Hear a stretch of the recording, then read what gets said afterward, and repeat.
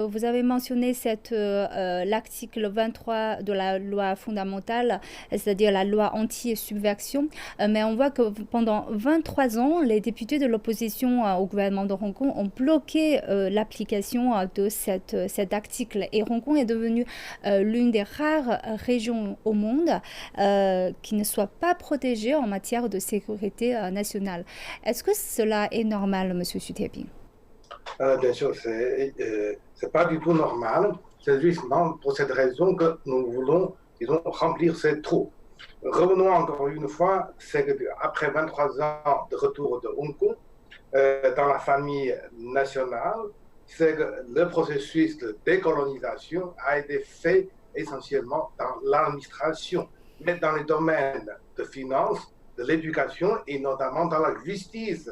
Il y a largement encore héritage résiduel du colonialisme. Et c'est justement sur ce point que les opposants, que des malfaiteurs se mobilisent et lancent le défi. Alors, pourquoi maintenant, Monsieur Ding Yifan? En fait, oui, dans la presse occidentale, ils disent que la Chine aurait voulu profiter de l'épidémie pour lancer une loi sur Hong Kong et que la Chine aurait été suffisamment intelligente pour profiter d'une absence de volonté d'intervention des pays occidentaux. Une loi sur la sécurité nationale ne se fait pas aussi facilement. Cette loi était en préparation depuis un certain temps. Depuis un certain temps, parce que nous avons constaté qu'à Hong Kong, l'année dernière, mais il y a plusieurs années, il y a toujours des mouvements soi-disant protestants, mais ce sont des mouvements séparatistes, soutenus par des forces extérieures et les acteurs de ces mouvements séparatistes ne sont pas punis proprement à Hong Kong parce que justement il n'y a pas de juridiction concernant des actes de séparation. Donc c'est pour cela que l'Assemblée nationale était en préparation pour l'adoption d'une telle loi depuis un certain temps. Et il arrive que cette année, lorsque nous avons adopté cette loi, eh bien, l'épidémie est rampante partout dans le monde, surtout en Europe et aux États-Unis. Eh bien, c'est un hasard de l'histoire, ça n'a rien à voir avec l'intention de la Chine. On voit que les médias de Hong Kong ont révélé qu'entre 1995 et 2015, l'opposition de Hong Kong avait reçu de la Fondation nationale pour la démocratie, qui est largement financée par le Congrès américain, une enveloppe globale de 3,95 millions de dollars.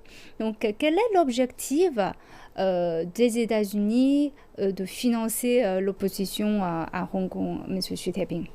D'abord, si on pense par exemple cette fondation, disons, américaine, directement financée par le Congrès américain, a une très mauvaise réputation dans tout ce qui est, soi-disant, révolution de couleur. Ça se fait, disons, en Ukraine, en Égypte, dans le monde arabe, et aujourd'hui sur le sol national de Chine à Hong Kong. Est-ce que c'est surprenant que les États-Unis envoient plus de diplomates à Hong Kong de toute la Chine? Qu'est-ce qu'ils ont fait? On sait bien, par exemple, avec Chap, c'est-à-dire que les fondateurs ou le père de la révolution de couleur, vous avez des brochures pour enseigner, maîtriser, entraîner les agitateurs professionnalisés. Qu'est-ce qu'ils ont fait? Ce sont les États-Unis, le service, leur fondation sous l'antiquette de soutenir la révolution de la démocratie. En réalité, c'est pour subversion au régime, au pouvoir qu'ils n'aiment pas, qu'ils détestent, qu'ils veulent remplacer. Et bien sûr, nous avons suffisamment de vigilance, de capacité de riposter. Donc finalement, Monsieur Ding, enfin, vous avez évoqué tout à l'heure cette rôle diviseur, c'est-à-dire que tous les financements, tous les activités que les États-Unis ou l'Angleterre exercent sur Hong Kong, c'est pour diviser la Chine, mais Hong Kong est déjà une partie intégrante de la Chine. Comment ce sera possible, Monsieur Ding? Justement, ils voulaient faire de Hong Kong une base de pénétration afin d'influencer l'opinion publique en Chine. Mais malheureusement, cette fois-ci, ils ont fait un mauvais calcul. Parce que, à force d'exercer une influence sur une partie de la population Hong Kong, à force d'encourager les